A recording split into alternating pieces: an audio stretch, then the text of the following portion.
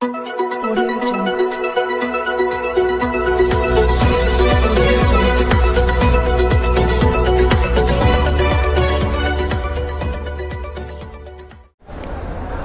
मी Pravin Kamble Maharashtra news नेटवर्कमध्ये आपल्या सर्वांचे सहर्ष स्वागत करतो। नमस्कार, मी प्रवीण कांबळे महाराष्ट्र न्यूज नेटवर्कमध्ये आपल्या सर्वांचे सहर्ष स्वागत करतो। मी उभा आहे काशीगाव काश्मीर या नाक्यावरती आणि ज्या नाक्यावरती या ठिकाणी भारतरत्न डॉक्टर बाबासाहेब आंबेडकर प्रवेशद्वार आहे आणि याच प्रवेशद्वाराच्या बाजूला लागूनच एक बोराचं झाड आहे।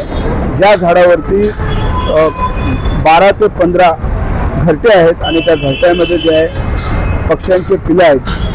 ह्याच झाडाला कटिंग करण्याचं काम या ठिकाणी करण्यासाठी मीरा भाईंदर महानगरपालिका वृक्ष प्राधिकरण विभागाचे अधिकारी या ठिकाणी आले होते आणि त्या अधिकाऱ्यांनी ते सर्व घरटे पाहून कुठेतरी माणुसकी जिवंत असल्याचं या ठिकाणी निदर्शनास आलेलं आहे।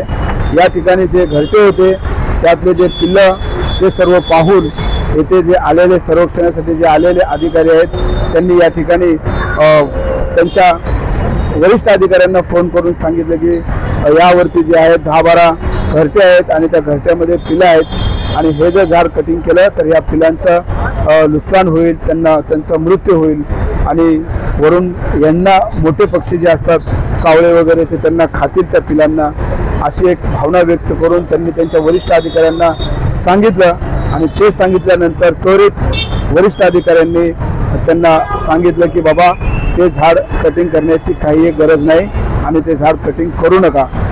यावरून हे स्पष्ट होते की मीरा भाईंदर महानगरपालिकेचे अधिकारी खूप चाणाक्षतेने आपली ड्युटी बजावत आहेत। वृक्ष प्राधिकरण विभाग जो आहे तो चांगलं काम करत आहे, पुण्याचं काम करत आहे। या ठिकाणी दूरदृष्टिकोन ठेवून या ठिकाणी काम केलं जात आहे।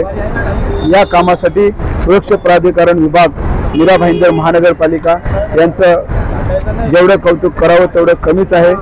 या सुसज्ज अशा कामासाठी महाराष्ट्र न्यूज नेटवर्कच्या वतीने या पिलांना जे वाचवण्याचं काम वृक्ष प्राधिकरण विभागाने केलेलं आहे, या वृक्ष प्राधिकरण विभाग मीरा भाईंदर महानगरपालिका यांचे महाराष्ट्र न्यूज नेटवर्कच्या वतीने आम्ही शतशः आभार व्यक्त करतो, धन्यवाद देतो आणि त्यांच्या पुढील यशस्वी वाटचालीसाठी आम्ही त्यांना शुभेच्छा देतो। असेच काम आपण कराल हीच भविष्यात आम्ही अपेक्षा व्यक्त करतो। तुमच्या या पाखरांना पिलांना वाचवण्याच्या सुसज्ज कामाला आमच्याकडून मनपूर्वक महाराष्ट्र न्यूज नेटवर्कच्या वतीने मनपूर्वक शुभेच्छा व तुमचे अभिनंदन। नमस्कार, जय महाराष्ट्र।